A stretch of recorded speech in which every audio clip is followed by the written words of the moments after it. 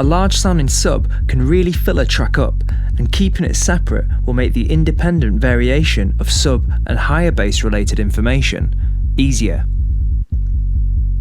The sub can contain 1 or 2 octaves of sine waves blended together while maintaining a very clean and flat sound.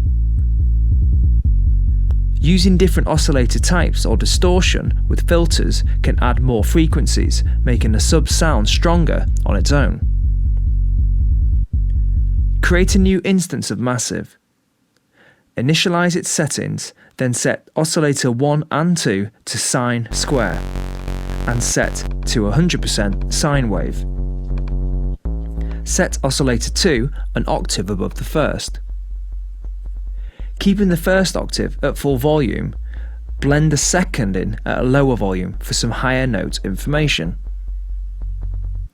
Using the wavetable control on oscillator 2, you can move a little towards a square waveform.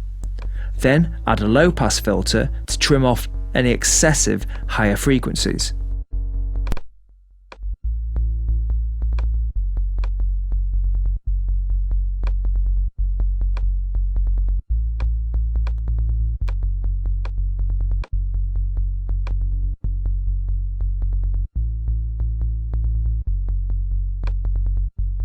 If you remain with pure sine waves, another approach is a slight distortion using insert 1 set to pre-filter, then a low pass to remove higher frequencies.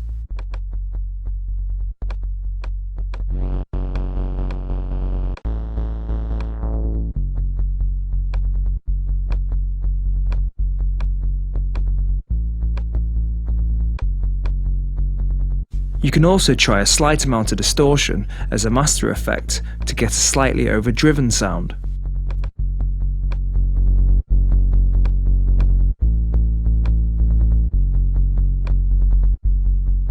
You can keep the envelope with a fast attack and release, with the sustain fully up to create a wall of sub sound. Or add a punchy amp envelope and add a descending pitch envelope as well for a drum-like attack.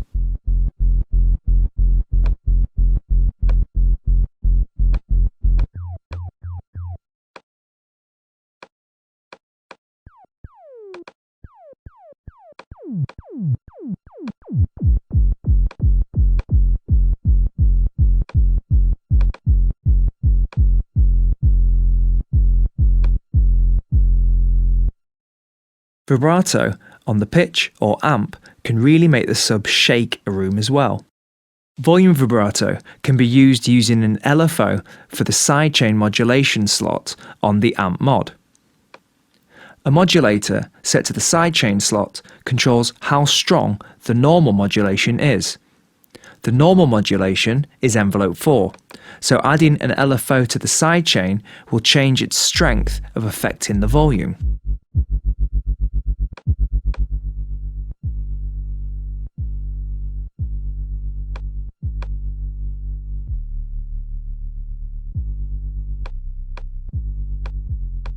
Pitch bend range is best left to 1 octave to keep within the lower bass range. Going too low will drop beyond the range of most speakers and only make your master levels quieter due to the volume overloads created from low bass sounds.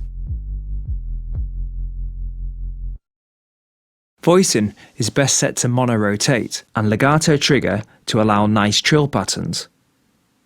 Glide is a variable choice again. However, I prefer to program any long glide parts using the pitch bend instead.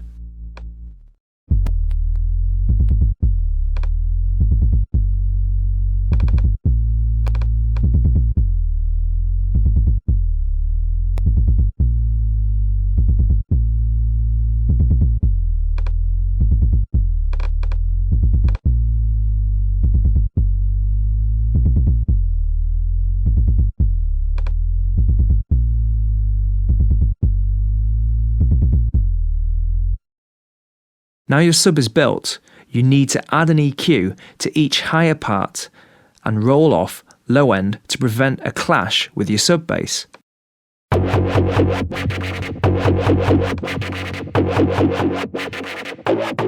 If If they overlap too much, the overall volume will be unnecessarily increased. If the roll-off is too high, you'll hear a gap between the higher bass and the sub-bass. So find both extremes and decide on the middle ground that sounds best.